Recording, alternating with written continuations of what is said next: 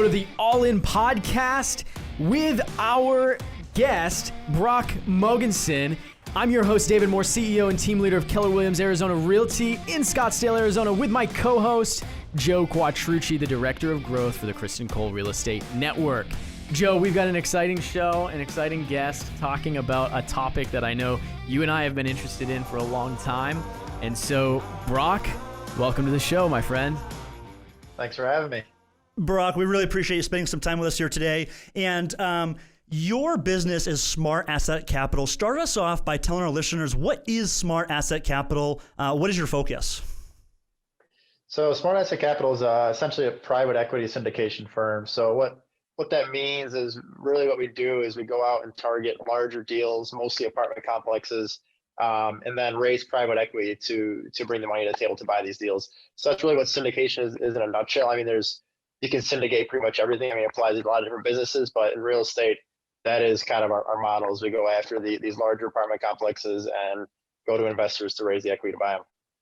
So sort of in a nutshell, for anybody that's not familiar with syndication, this is the process of finding a project or an asset and then allowing several different investors to buy in at a certain dollar amount, and in exchange, they get a certain equity percentage in that property. Exactly. Yep. Awesome. So, take us back a little bit into how you got into this business. What was it that fascinated you about it? Because if you're anything like us, and I think most real estate investors, there's kind of a journey, there's an evolution. And so what was it that made you say, I'm going to start this, and this is what I'm going to focus in? Yeah. So really, I started with a duplex, right? Like a lot of people start. And after that, it kind of quickly showed me how awesome real estate is, the power of cash flow, appreciation, equity, everything. And I, from there, was like, all right, I'm into this. Let me figure out a way how I can scale this up. So I spent some time going down the flipping route. I was trying to flip some houses, wholesaling, was dabbling with the idea of trying to build my own portfolio. Then I came across this concept of syndication, which really to me seemed like the best way to build a business around real estate and really go all in on it. So that's where I spent some time really kind of learning the ropes of it. Specifically, I focused on the analysis of deals, and then was able to, after 6 months or a year of really just the education process, was able to partner with the right people and do some deals and scale from there. So Brock, in your opinion, why is syndication a more appealing path for you to take versus wholesaling or fix and flip? I think there's benefits to both. To me, the syndication concept allowed more to build a business around real estate and to go after larger deals. I wanted to find a way I could really kind of target these larger deals instead of kind of building brick by brick. I wanted to just, take the whole house down at once. And that's what really attracted me to it. The idea of being able to go after, a multi-million-dollar project wouldn't be feasible for me with, not the sufficient cash to go do it on my own. So why not go out and partner with other people? I think there's benefits to that. That's what's awesome about real estate. There's a million different paths you can take. It's just really what you prefer. To me, I saw syndication as a way of building an actual organization around it. Well, and to your point, there's no matter what path you walk down, there's these pros and cons to each of them. And obviously, the con of something like flipping is you're constantly on the hunt trying to get that capital for the next project. And it's a very active, an active state business that you're in day to day. So I'm really interested then in how you got to that point of saying, all right, if I'm going to scale, if I'm going to build a business around this, I'm going to syndicate. What steps did you take to actually prepare yourself to even go down this, and maybe take us a little bit into your first, getting to the point where you felt comfortable doing your first syndication? Can you kind of walk us through that? Yeah, no. So exactly how it was. So when I first started learning about it, there's so much that goes into the process of syndication. So I figured instead of trying to learn everything, let me just pick one piece of it and just really dial in on that piece. And then once I can kind of become a master of that piece, I'll go out and partner with other people that might lack that piece. So that was kind of my philosophy going in. Naturally, I'm kind of more of an analytical person, so I gravitated towards the analysis of deals, underwriting. So that's really what I spent 6 months just, reading books on it, listening to videos, this and that, practicing, analyzing deals. And I got to a point after 6 months or so where I was confident in analyzing deals where I could accurately, analyze these deals. So then from there, I went out and just started networking, meeting people, going to meetups, getting active on Bigger Pockets, connected with someone who had the similar mindset. He was strong on the sales side, and another buddy that already had some experience. And we all just kind of connected up, and it worked out that way where I kind of brought something to the table that they weren't necessarily strong at. So it's kind of the way I look at it is with syndication is you rarely see someone syndicating these big deals just by themselves. I mean, there's people out there that are doing it, but most of them have a team of 2 to 3 people at least. So instead of trying to just learn everything you can about the entire puzzle, just kind of pick a piece of the puzzle where you think you might be naturally good at, and just go in on that piece, and then find other people that can complete that puzzle and go out and start doing some deals. Well, talk to us a little bit about that puzzle, right? Because you mentioned underwriting deals was a piece. You also just mentioned sales. Tell us, like, if I were going to put together a syndication team, if you will, at the outset, what other members and what are those specialties, if you will? Yeah, so a real common one is raising capital, right? If you have a big network of people that have money, I mean, that's a really easy one to get in.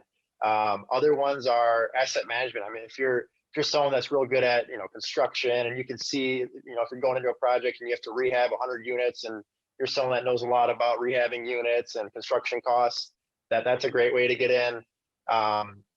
If you have good connections with finding deals, that's another way to get in. There's a lot of different ways to get in. I think the most common one, it seems to be, is raising capital, right? I mean, any business, if you have connections with money, that's very useful. So that seems to be a common one for people to get in. But yeah, I mean, I think just you can string together some other different pieces as well. But for me, it was the analyzing deals, and then the kind of transition to some asset management stuff as well. But I'd say those are the big ones. So help me understand what this process actually looks like on one project. So I'm a listener right now. Assume I'm unfamiliar with syndication, how these deals come together. Walk us through kind of a high-level overview. What are the steps that you go through to ultimately put a project together? Yes. So I think first is finding the deal, right? And even taking that back, before you even find the deal, constantly, in the syndication business, you always want to be connecting people to raise capital, because that's one of the biggest pieces. Is you can find the deals and do everything else right, but you have to find that equity to buy these deals. Sure. So constantly, 24/7, it's meeting with investors, marketing, trying to find people that are interested in investing in real estate. But then once you identify a deal, it's really putting together. You put it under contract, right? Usually give yourself a good leeway, 3 to 6 months usually, to go through all the due diligence steps. Just like most properties, you have all the due diligence. There's a few more that are going to go into a syndication. You're lining up the financing. Meanwhile, you're starting to call in investors to raise the capital, and then eventually you close, and you have your timeline set of what it could be a 5-year hold period, it could be a 10-year hold period, and you stay in constant communication with investors and implement the business plan. So let's dive into that part where you said you close on the deal, and then it depends on how long you're holding the property. So as soon as we acquire a property that you and I have agreed to get into together, what does Smart Asset Capital do with that property so that I, as the investor, can get a good rate of return on my money? So yeah, that's a big piece, because I think it comes back to you got to find the right deal that has the opportunity, and you got to define a good business plan, and that's really where investors are gonna come in on these deals when they see a good business plan and a good opportunity. So during the due diligence process, you're first going to identify. And for us, we only target deals that have some sort of value add component. So first, we're going to target this deal that has this value add component, whatever that may be. And then throughout due diligence, we're really going to dial in on a business plan to execute this value add plan. And then as soon as day one, we start executing on that. So we have the plan in place, we have the capital reserves, whatever might be going into the specific deal. And it's just a matter of executing on it throughout the whole period. I mean, some of them are longer, some of them are shorter turnarounds. It just depends, but really just staying true to that plan. And then a big piece of it too is just staying in good communication with investors and being honest about updates. If something's not going quite as planned, like we have a deal where our business plan has gotten hit pretty hard by COVID, and it's kind of going off track right now. But you just gotta stay transparent with investors and just let them know specifically so they understand. I really appreciate that piece right there, and I kind of want to step it back in the process just a little bit to the underwriting component, right? Because I don't care what you're doing as far as an investment path, you're going to have to find money and you're going to have to underwrite, right? And so, talk to me a little bit about how you have become more proficient at underwriting deals, and in that year of knowledge gaining, right? Like, what specific steps you did to get better at that, so that if I'm sitting here and I'm like, I need to, I want to know more about analyzing and being more confident in that, I know kind of the steps to take to better educate myself on underwriting. Yeah, that's a good question. So there seems to be more now. Back when I was kind of looking at it, there wasn't really, I couldn't really ever find like a central place for like, like a book. I was just trying to find a book. There's a few of them out there on like just learn everything about analyzing deals. There's a lot of videos and stuff out there.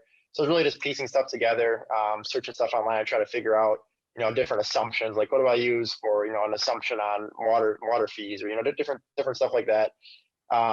So just piecing the education piece like that together. But the biggest thing for me was just practicing.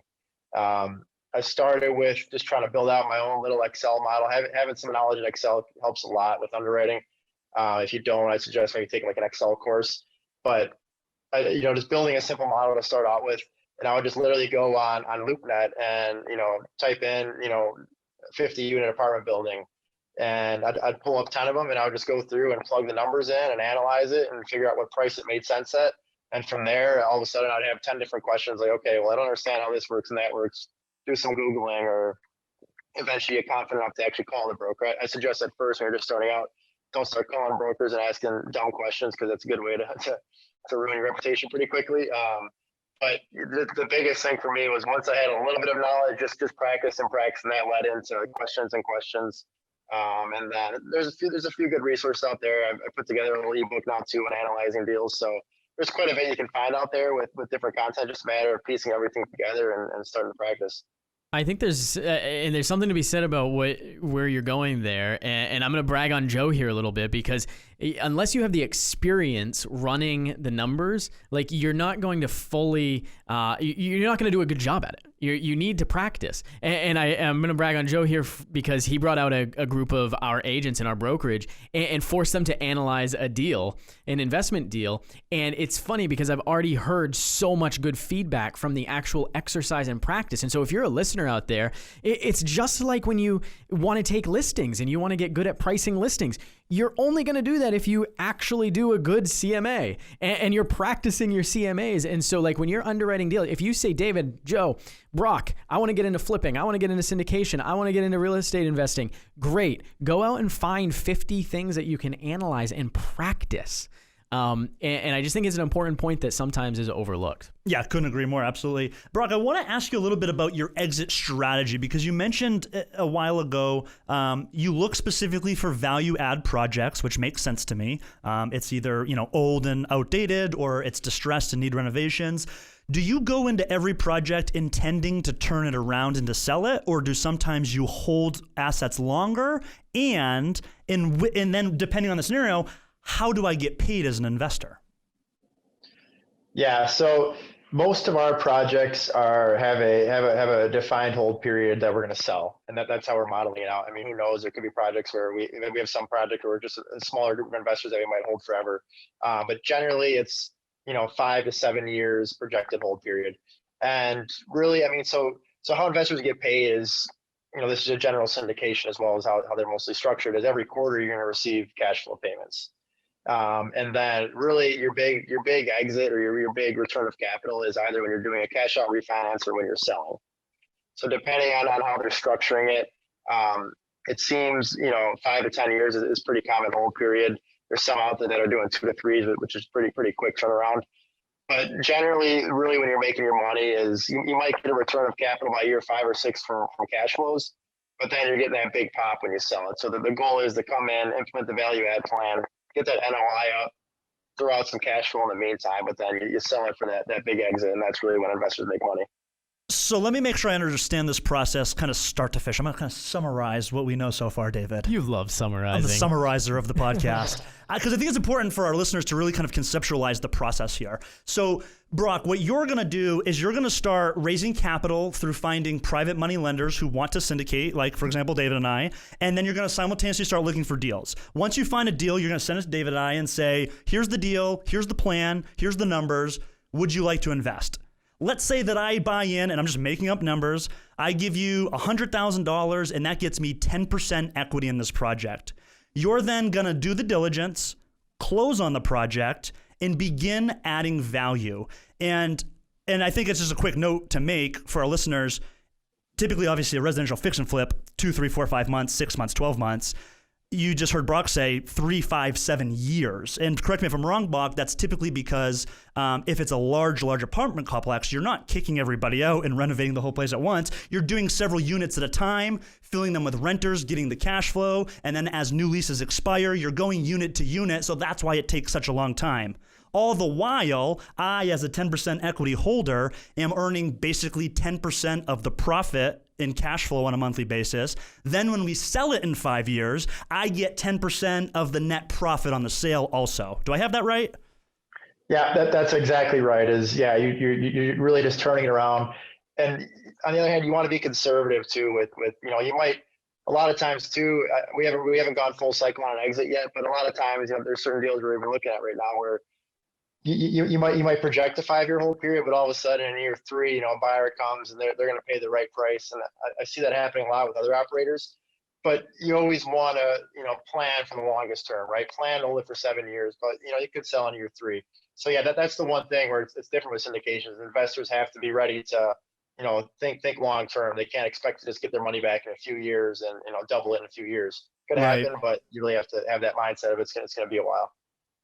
Definitely. So, well, before we move on, David, just a really quick clarifying point. So who ultimately makes that decision? I imagine it's Smart Asset Capital that says we originally planned to sell in 5 to 7, but we think that it makes sense because of this buyer to sell in 3. If I own 10%, do I get a vote? Do I get a say? Or are you ultimately making the best decision for us as a group of syndicated investors? Yeah, so generally, it depends on how it's structured, but most of the time in syndications, the limited partners don't have any say in what happens, right? Because in a lot of these deals, you could have 50 different limited partners, right? And as the general partner side, you don't really want us to go take a vote with 50 people because 25 are say this, 25 are say that, right? So you're going to make good decisions with my money in hopes of keeping me a loyal lender to your syndication deals. Exactly. Yeah. It really comes down to people, the LPs putting trust in the general partnership they're investing in. And I'm glad you got into that terminology. Really, there's so many people out there who want to be the limited partner, whereas, maybe in this circle around this table, we're like, no, like I want control over my money. There's other people that just, I want to give you my money and I want you to make good decisions with it so that I can be completely passive in this whole scenario. And that's the appeal, right, to putting your money into a fund like this. I want to go, I kind of want to go into a conversation a little bit around the actual person who's lending you money. Because I think when some people hear the word syndication, their red flags and antennas go up and they start getting really nervous about SEC and regulation. Talk to me a little bit about how you as a syndicator have to consider the SEC and regulation and things like that as it pertains to approaching investors. Yeah, so there's a lot of rules around there's different structures and all that. I won't go too much into like what each structure is, but yeah, there's certain structures where you can only raise money from friends and family, people that you have relationships with. There's other structures where you can go on Facebook and post it out to everyone and try to raise capital. And with each of those structures comes different rules, around accreditation. Do they have to be accredited or not? So there's different rules there. The difference is really the two big ones are 506B, 506C when it comes to SEC regulations. So you really, if you're planning on syndicating deals, you really want to make sure that you define what structure you're going to use, connect with a good attorney, and follow the rules, because you don't want to find yourself, breaking some of the rules and all of a sudden you're doing deals and you go back and say, oh, well, I should have done it this way, but it's all right. And that's why you connect with really when I was first starting in, I was so tripped up on, I don't really understand how the legal side of these work and all that. That's the one good part about, having an attorney. You're going to pay a hefty fee for an attorney, but it's 100% worth it. They'll walk you through step by step. You have a weekly call with your attorney. They'll say, okay, we need this document, we need this, we need this. And all of a sudden they got a 100-page document and everything's laid out, and you send it out to investors and they sign it. So that's a big part, is connect with an attorney as soon as you get a deal under contract, even before, have that relationship built so they can just walk you through the process. I couldn't agree with that more either, because as the saying goes, an attorney costs a lot of money to have one, but it costs even more not to have one. So great. And thank you for bringing us through that. One more question on that point. What are some basic guidelines for, approaching private money? Because, Joe and I have raised private money before, and we haven't had to worry about some of those, regulations, right? So what's a general rule of thumb that you might give to someone starting out who's trying to raise money on at what point they need to consult an attorney or something like that? Yeah, I'd say you'd want to on any deal you're planning on actually doing a syndication. It's always good to have an attorney in right away. The point where it becomes more, when you start asking more questions, is if you're going to start raising money for people you don't know that well, right? If you're calling your uncle and your friends and this person, that person that you've met multiple times before, it's really not that big of a deal, and a simple attorney can kind of put some stuff together. But now when you're starting to talk to people that maybe you had a phone call conversation with once, you met for coffee once, and you met this person on Facebook, but you kind of know them, that's when you want to start consulting with an SEC attorney and really start making sure you have all your paperwork in line. Because people that you don't have good relationships with, that's when there's more rules that go into it. Yeah, so just to expand on that from kind of how I understand it from a super high level, if I want to do a joint partnership, for example, with David and I can go start an LLC, buy an asset, and we co-own it together through that LLC. But to your point, if I want to advertise it on Facebook and make an offering to the public, as the SEC would say, now we're getting into the regulations where you have to be compliant with the rules and regulations if you're making an offering to people that you don't know, which is exactly what you just said, Brock. Yeah, no, 100%. You should definitely, as soon as you start, casting a wider net, that's when more legal implications are going to start coming into play. So I'm curious, I'm going to kind of shift gears a little bit if we can. I'm curious to know what your personal search criteria is. How do you narrow in on a specific asset class? And how did you search that criteria? And what is that criteria? Yeah, so that's an interesting question. It kind of changed. I mean, when we started off, we 100% just wanted to do apartments, 100 plus unit, B class, value add. And we did a deal that somewhat fell into that criteria on our first one. And that's still the main deal we're looking for, but that's what pretty much every syndicator out there is looking for: 100 plus unit B class value. I mean, that's right. Deal everyone that sounds wants. perfect. All of us love that. The middle of fairway type deal. But I mean, it's so after we're still looking for them. But meanwhile, we had some other deals pop up. We had a strip mall pop up. We had an office building pop up. So we bought those because the numbers made sense, and we had some investors that like those types of deals, and we bought them. We bought them 2 months before COVID hit, so a little unlucky there, but luckily they've been doing well. And then after that, all of a sudden we had a great industrial deal pop up, so we bought that. So we've quickly turned into multiple asset classes now, and we kind of pivoted that approach, and that's kind of our thing now, is we're buying deals where we can make sense of. I think a lot of people go into it and I think there's benefits to it to say, hey, I'm focusing on one asset class and that's it. That's what most people do, and I think that makes sense. But for us, we kind of looked at it and said, hey, the principles of real estate investing are the same among different asset classes. Yeah, there's nuances to each one. We had to learn what triple net leases are and how it works, and how to set that up in our system. But at the end of the day, we saw the principles being the same, so we said, let's just kind of, if a good deal comes up, let's figure out how to learn it and get it done. And that's kind of our philosophy we've taken now, and so we're doing. And would you sort of agree with the sentiment that if you find the right deal, the money's going to show up? I kind of go back and forth on that. I'm 50-50. I think I've personally, we found the right deal, and the money didn't just show up right away, so I can't really totally agree with it. I think that finding the deal right now is huge, but at the end of the day, if you find a deal, you have to raise $1 million. $1 million not just going to show up if you don't have the experience. Sure. So I think if you can find the right deal and then partner with someone that has experience, then all of a sudden the money's going to show up. But I think all the pieces have to be there where someone's not just going to invest because it's the right deal. You have to have someone that, knows operations as well, that's going to be able to turn that deal around. So finding the deal is a big part of it, but I think you always want to make sure you have that money raised. And a little caveat on that too is people that are starting out to raise capital. If you have, say you have $1 million in commitments, don't expect to raise $1 million in your first one. Expect to raise maybe $400,000 to $500,000 because everyone that says they're gonna put money in, expect about half those people to actually come through and wire money. Right. That's a really good point. Just like in any other aspect of business, there's going to be a fallout rate there, right? And so don't bank on that. Like, make sure that you have a list built out that's much deeper. So talk to me then a little bit. Actually, before I ask that question, would you agree that one of the hardest parts of any business is finding an operator? Like, the operator component in any business I've ever been in is, you're going through this right now. Like, operations is crucial to growing and being able to scale your business. So there's one thing, finding money, right? Like, where are you finding money? How do you find money? What does that look like, Brock? Yeah, it's been something that's definitely been, a point of our business we're putting more focus on. I mean, I partnered with people that had connections with money that's helped us get to where we are now. Now as we're doing more deals and bigger deals, it's just really just, we host a meetup event here in Wisconsin where that's brought in, quite a bit of connections, going out to networking events, doing different things on social media and trying to meet people and digital marketing and email lists and different things like that, where we've kind of, I'm just learning and kind of branching out into more of the digital space.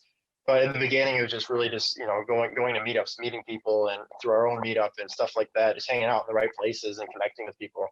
Has been the way we've been kind of grew. I mean, I think at first the easiest way is just to connect with people you already know. But then as you kind of start to branch out more, it's just, doing different things to connect with other people. I don't know about you guys, but when I started raising money for some things, like I was kind of shocked about like how many people had money. Yeah. Right? Like, yeah, did you find true. that too? Like that you just came across people that had deep pockets, that had made wise financial choices. And I only bring that up because I think sometimes we have a little bit of a roadblock around that. Like, oh, I don't know anyone that has money. I think you'd be surprised. Well, and just to that point, David, just the first thing that came to mind when you said that is equity in property. Think about how many people you know that own property with hundreds of thousands in equity just sitting there not being utilized. Why don't you borrow that money from the bank against your own property at 3%, 4%, 5% interest and go earn 8 or 10 or 12%? You're making 5 or 6 or 7% interest on money you didn't even have. It's genius, and it's so simple. It's so simple. So anyway, I didn't mean to get sidetracked, but to your point, a lot of people have equity in their property, and they as the homeowners may realize they have equity, but they may not understand the opportunity to go and utilize that money and get it working for them. And I don't want anyone to ever get held back by that. That's why we go there. That's why we bring that up. And yes, to your point, Brock, the money may not always follow because you do need to have that solid team in place. However, from experience, typically there's more money around you floating around than you realize. So Brock, you've grown this great business. You've done a lot of cool things. I mean, what's the big vision? Like, where are you going? What's next for you, your company, your personal portfolio? What are you building? Yeah, for me right now, it's just continuing to build into a larger, more properties and larger properties. Eventually, maybe looking at some other states.